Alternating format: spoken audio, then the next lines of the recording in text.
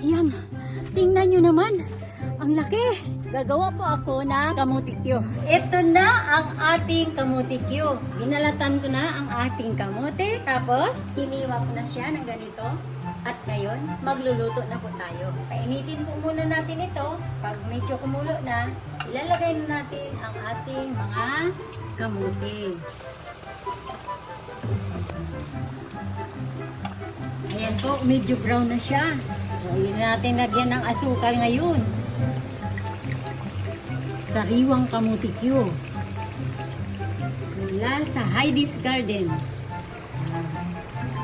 Hintayin po natin kumapit ang asukal sa ating kamote.